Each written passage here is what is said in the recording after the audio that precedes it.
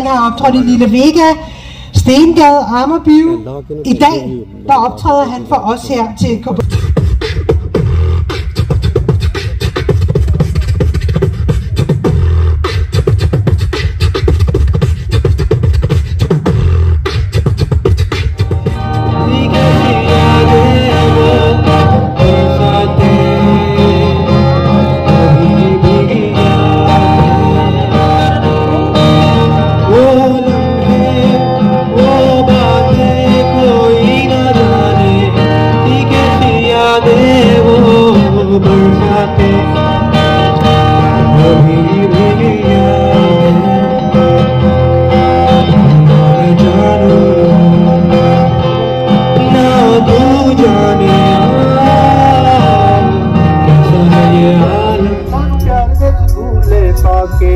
सानू दुखा वाला बचता पड़ा के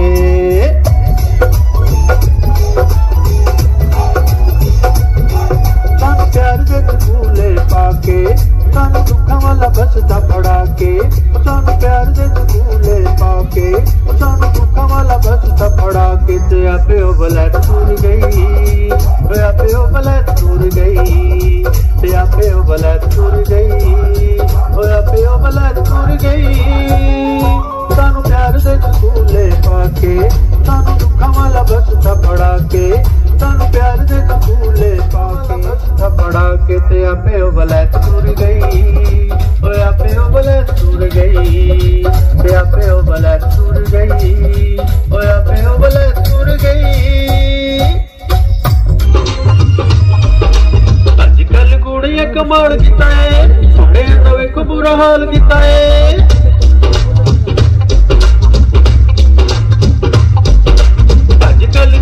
कमाल कीता है लेंदा वेखो बुरा हाल कीता है ना कहंदियां कदी ना कहंदियां छड़े दा जीना ते मुहाल कीता है अजकल कुड़ियां कमाल कीता है लेंदा वेखो बुरा हाल कीता है अजकल कुड़ियां कमाल कीता है लेंदा वेखो बुरा हाल कीता है ना कहंदियां कदी ना कहंदियां छड़े दा जीना ते मुहाल कीता है अजकल कुड़ियां कमाल कीता है लेंदा वेखो बुरा हाल कीता है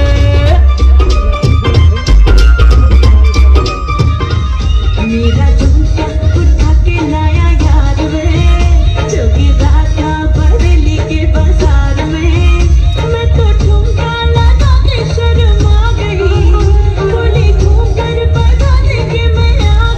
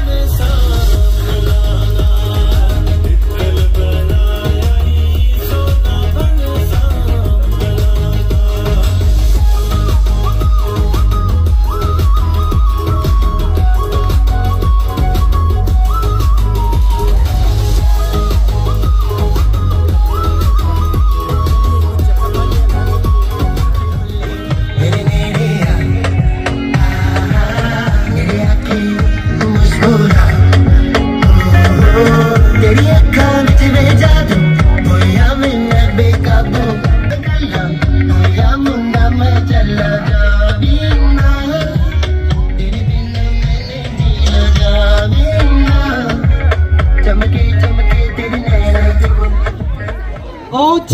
Mansour Hussain. Kom nu, lad os give dem en hånd.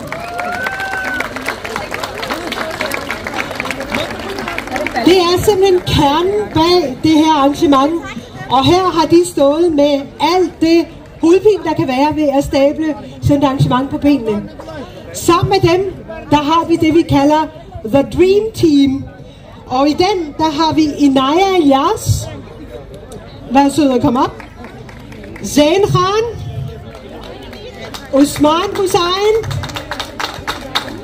Zain Ali Shafiq. Ahmed Mushtaq. Og Hamza Mushtaq. Som I kan se, det her, det er den ældre generation. Og det er så de unge, som nu bliver oplært i at lave melder. Hallo, kom tilbage du. Godt så. Vi har også et fundraising team, som består af Henrik Bjørkman. Vi har en stall manager, som hedder Zishan Khan. Og så har vi en media coordinator, som hedder Shaukat Ali. Og så har vi også Hamza Mushtaq og Preet Bal Singh Parmar. Alle de her rigtig skønne mennesker, de har været med til at få det her til at ske. Giv dem en kæmpe hånd. Og så har jeg faktisk tænkt mig, at vi lige skal høre lidt til baggrunden for, at det her det sker. Så Danvir, du får lov at lægge for. Du er en af dem, der har været med til at stable denne her Mellerfestival på benene i år. Hvorfor skal vi have sådan en melder?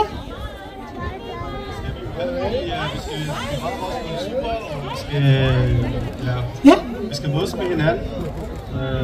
Ja, vi tager lige mikrofonen i hånden, det er nemmere at snakke med.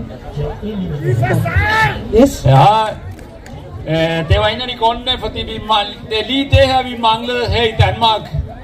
Sammenhæng, kulturel festival, du ved, og det var dengang, hvor vi alle andre tog til Oslo, Manchester, så jeg synes, vi manglede her, så det lykkes for 8 år siden. Og så siden der, vi har holdt stil, og det er blevet bedre og bedre hvert år. Okay. Og det er på grund af jer. Godt så. Men hvordan har det udviklet sig?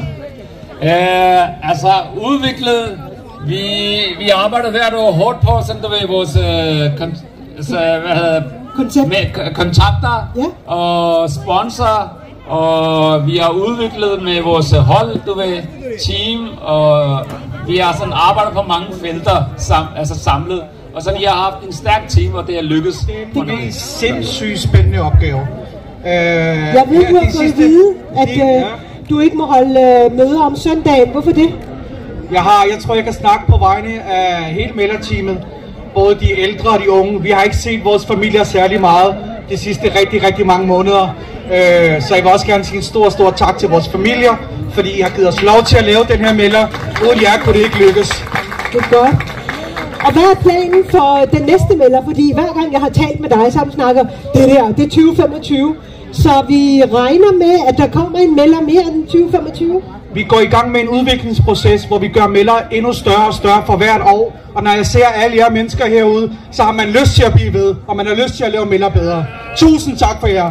Så prøvede vi i år at sige noget, der hedder Scenen er din, til alle de ukendte kunstnere rundt omkring, om det var digter, sanger eller dansere for den sags skyld. Så havde de mulighed for at bruge vores scene, vores platform, til at optræde og vise alle desi i Danmark, at de godt kan noget, selvom de ikke har en manager eller en stor social media platform. Okay, så det vil sige, hvis nu jeg rigtig gerne vil lave et dansenummer, hvad skal jeg så gøre? Det eneste man kan gøre, det er, at man skal finde os på Facebook, Copenhagen Melder Festival, og så skrive til os allerede nu, at næste år, så vil man gerne optræde, for eksempel dans, digt eller noget helt tredje. Og så skal vi nok prøve at finde tid til, at de kan komme op og optræde, ligesom vi gjorde i år. Vi havde blandt andet en danser fra Nepal, vi havde en digter fra Pakistan, vi havde en hel masse ukendte kunstnere, som kom op og optrådte, og vi håber selvfølgelig, at det gør, at de kommer ud til alle andre i Danmark. Særligt ved Zoom i år har været, at vi har jo ændret budskabet og temaet. Vi har gået fra at fejre det pakistanske nationaldag til at give den her desi-vibe. Så det har været det særlige, at vi skulle fremme budskabet. Har det været nemmere at sige desi-vibe, end at sige Pakistans Independence Day? Det har i hvert fald ikke været nemmere, for det har været en rigtig hård kamp, fordi vi skulle prøve nå til så mange målgrupper som muligt. Ja, super. Og du har stået for de frivillige i år, Inaya. Hvilken opgave har det været for dig? Altså, vi skulle både finde frivillige, men vi havde rigtig høj arrangement i år, så der var både ældre og yngre, der havde selv skrevet til os for at være frivillige. Så det viste os, at der er folk, der har virkelig meget interesse for at være i en festival, ligesom Copenhagen Melder. Ja, fedt. Om de frivillige var nemme at styre? Ja. Det var det ikke. Det var okay. Et stort langt Hvad mødte I for nogle udfordringer? Lidt højt op. Den her? Ja. Der var meget sådan noget som kommunikation, hvor vi skal være meget rundt omkring og tværs over, for eksempel til ældrene og sammen med yngre. Der var meget i forhold til vores samarbejdspartnere og vores sponsorer. Okay. Så der har været lidt af hvert, hvad vi skulle dykke rundt i hvert fald. Men har I husket at notere alt det her til næste år? Det gør i hvert fald. Alt med. Skide godt. Vi skal stramme maverne. Ej, prøv lige at høre. Vi er 2 piger. Jeg vil stå i midten. Så. 1, 2, 3. Copenhagen Melder! Det er godt. Tusind tak. Nu må I faktisk gerne gå. Tak for invitationen til at komme her i dag til Melder. Hvor er det dejligt at se også vores hovedstad København vise sig frem fra sin allerbedste side. Jeg er stolt over at være overborgmester i en by, hvor vi er mange forskellige med mange forskellige baggrunde. Hvor vi er mangfoldige, og hvor vi dagligt lever sammen med den forskellighed, der er, og de forskellige baggrunde og kulturer, vi har. For i København, der skal der være plads til alle. Uanset hvilken. Det gælder alle, som er kommet hertil fra Pakistan. Det kommer til alle selvfølgelig. Og som er blevet her og har valgt Danmark til. I København, der skal være plads til, at vi kan være forskellige, men samtidig stå samlet. Det er virkelig en fornøjelse at være tilbage i Danmark på et kort visit, og så blive inviteret til Mellerfest i Valbyparken.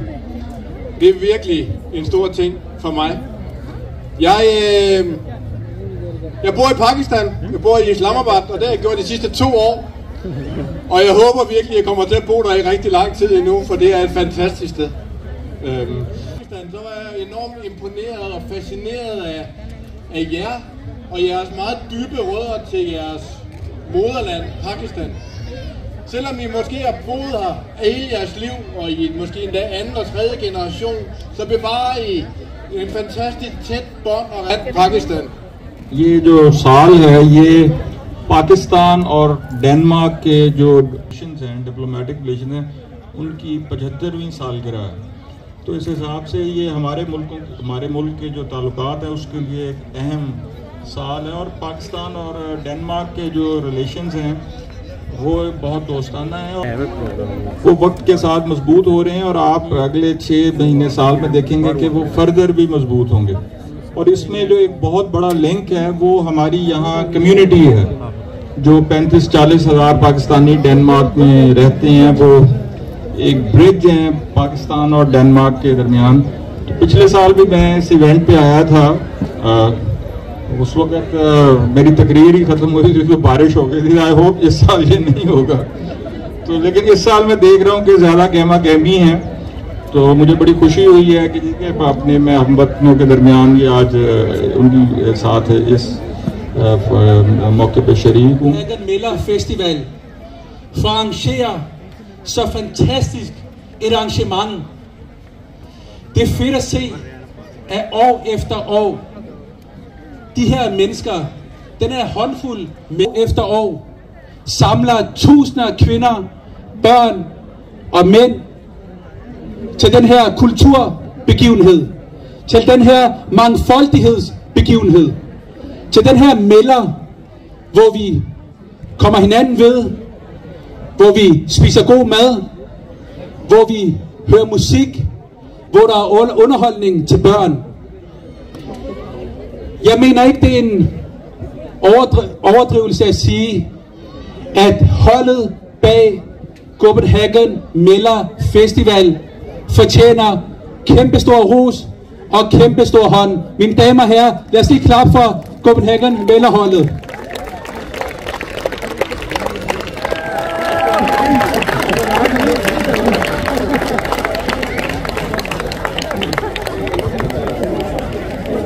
Længe leve Danmark og Pakistan.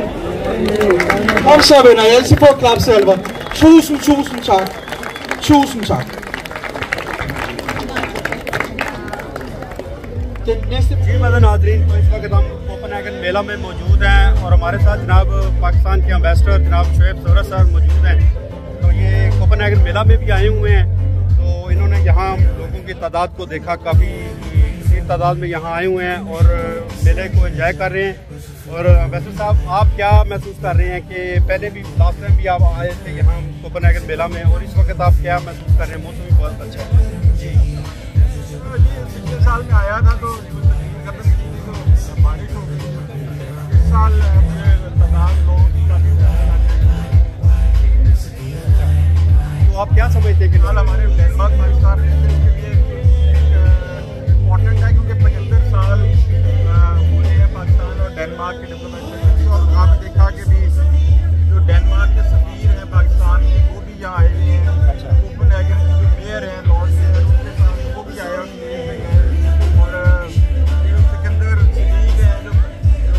Parliament रहे हैं, पाकिस्तानी ओरिजिन के हैं, हम सारों ने जाके ऊपर इसके सिलसिले में केक भी काटा।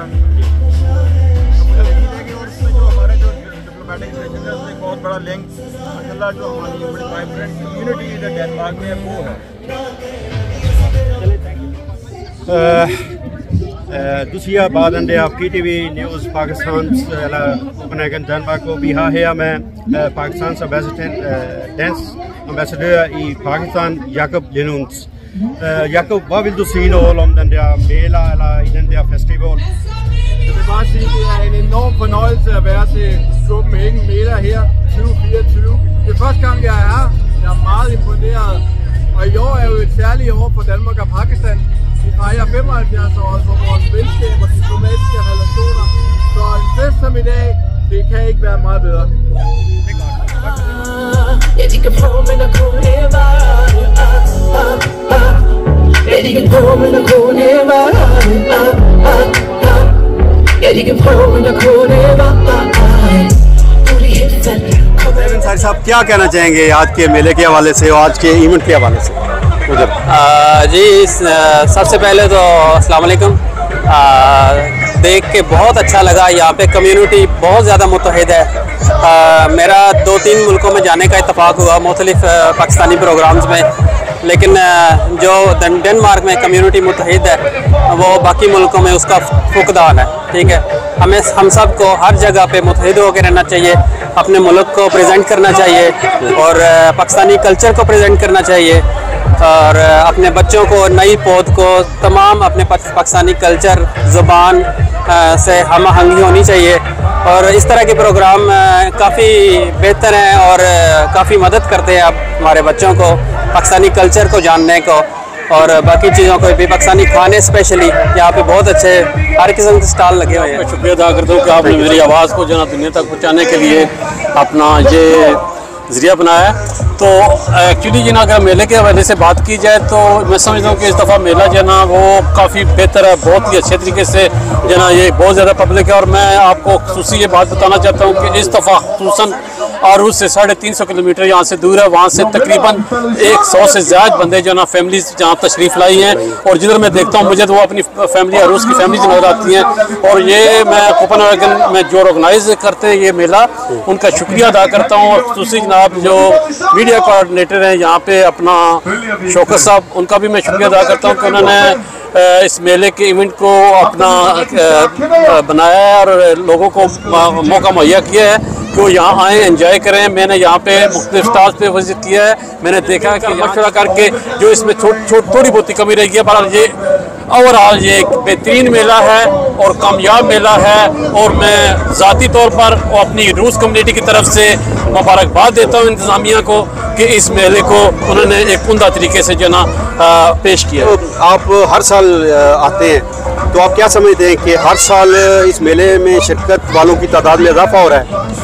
मैं समझता हूँ कि किस दफ़ा जो ना मेले में शिरकत की तादाद में इजाफा है। उसकी वजह मेन वजह ये हो सकती है क्योंकि पिछली दफ़ा भी लोग काफ़ी थे मगर बारिश की वजह से जो है ना वो मेला उस तरह नहीं मतलब हो सका। मगर इस दफ़ा जो है ना ये बारिश मौसम जो है ना मौसम ने बहुत साथ दिया है और तकरीबन 4 के बाद जो है ना वो लोग इस में आ रहे हैं और अभी भी लोगों की आमद जारी है। ठीक है, बहुत बहुत शुक्रिया। बहुत ਵਧੀਆ ਲੱਗ ਰਿਹਾ ਆਪਣੇ ਲੋਕਾਂ ਨੂੰ ਦੇਖ ਕੇ ਇੱਥੇ ਆਪਣੇ ਸਾਰੇ ਪਾਕਿਸਤਾਨ ਜਿਹੜੇ ਪੰਜਾਬੀ ਲੋਕ ਨੇ ਇੱਥੇ ਸਾਰੇ ਇਕੱਠੇ ਹੋਏ ਆ। ਬਹੁਤ ਵਧੀਆ ਮਹਿਸੂਸ ਹੋ ਰਿਹਾ, ਆਪਣਾ ਪੰਜਾਬ ਵਾਲਾ ਪੂਰਾ ਮਾਹੌਲ ਲੱਗ ਰਿਹਾ ਇੱਥੇ ਤੇ ਬਹੁਤ ਵਧੀਆ ਲੱਗਿਆ। ਖੁਸ਼ ਆ ਉਤੋਂ ਗਾਣੇ ਚੱਲਦੇ ਪੰਜਾਬੀ। ਅੱਛਾ, ਬੰਦਾ ਕਿਉਂ ਨਾ ਖੁਸ਼ ਹੋਵੇ। ਤੇ ਆਪਣਾ ਨਾਮ ਜ਼ਰਾ ਦੱਸ ਦਿਓ। ਮੇਰਾ ਨਾਮ ਜੀ ਪਾਰਸਦੀਪ ਸਿੰਘ। परसदीप सिंह, ਤੁਸੀਂ हर साल आते हो या पहली दफा आए? नहीं, मैं पहली बार आया ਇੱਥੇ। अच्छा, हाँ ठीक है। तो कितों आए हो? कोपेनहेगन या कोपेनहेगन तो बाहर? मैं दूर आया, स्लेव्स तो आया। अच्छा, स्लेव्स तो आए हो।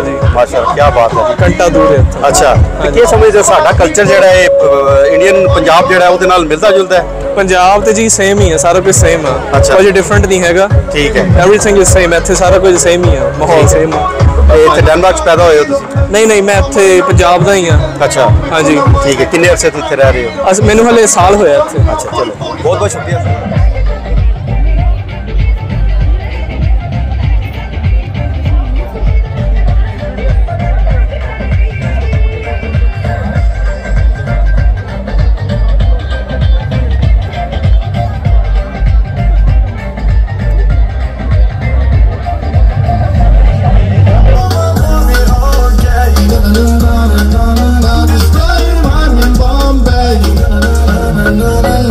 Basta gringo, Aruba, basta charluta, Adama Husna, Tistaka Freshfish, Tia Pafusa, Tuka Pasima, Narua Pufa, Mama, Come on, Vigo, Holding.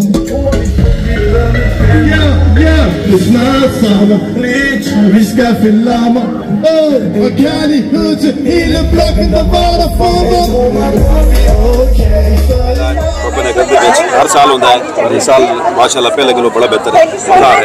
ठीक है, thank you Copenhagen for hosting us. हाँ जी, हाँ जी, माशाल्लाह बहुत प्यारा एनवायरनमेंट है जी और ऐसी एक्टिविटीज़ होनी चाहिए डेनमार्क में पाकिस्तानियों के लिए। तो माशाल्लाह इतनी काफ़ी तादाद में पाकिस्तानियों को देख के बहुत अच्छा लग रहा है और ऐसे इवेंट होने चाहिए डेनमार्क में, कोपेनहेगन में। तो ये कम्युनिटी के लिए बहुत अच्छे हैं। जी बिल्कुल, हम भी यहाँ पर आए हैं तो यही देख रहे हैं कि काफ़ी दुनिया आई है इस दफ़ा। तकरीबन 10,000 से ज़्यादा बंदे नज़र आ रहे हैं तो बड़ा इंजॉय कर रहे हैं और बड़ा अच्छा लग रहा है।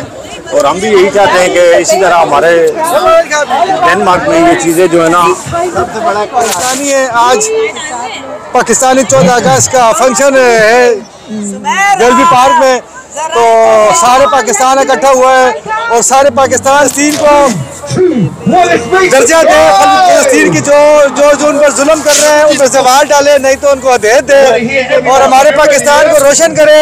हम पाकिस्तानी हैं, हर वक्त फलस्तीन के साथ है, मुसलमानों के साथ है, दुआ हमारी हर वक्त उनके साथ है। और हो गया प्यार गल सुन ले सोनिए, सानू तेरे नाल हो गया प्यार गल सुन ले सोनिए, ओ सानू तेरे नाल हो गया प्यार गल सुन ले सोनिए, सानू तेरे नाल हो गया प्यार गल सुन ले सोनिए। Are you ready? Let's go!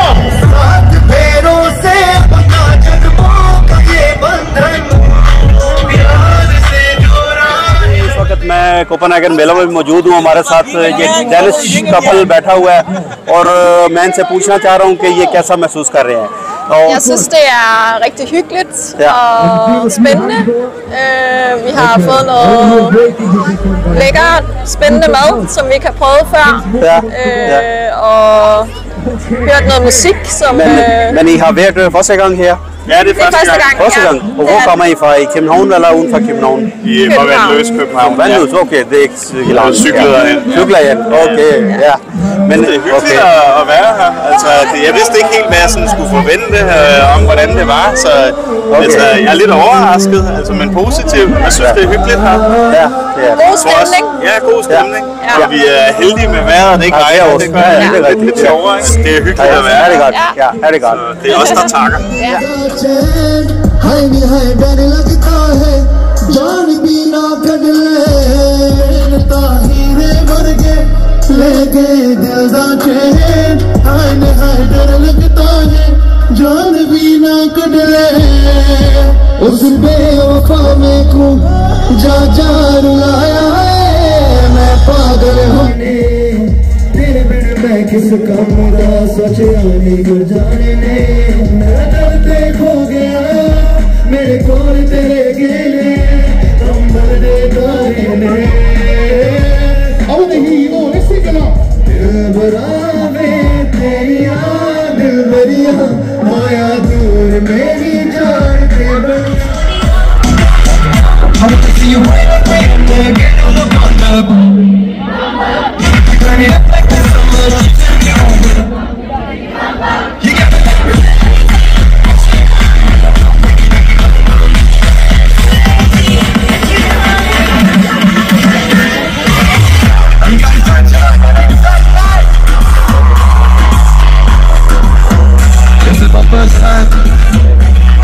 This is my first time being all the way. I travelled all the way from London last night just to be here tonight. For all you beautiful, lovely people. ठीक है से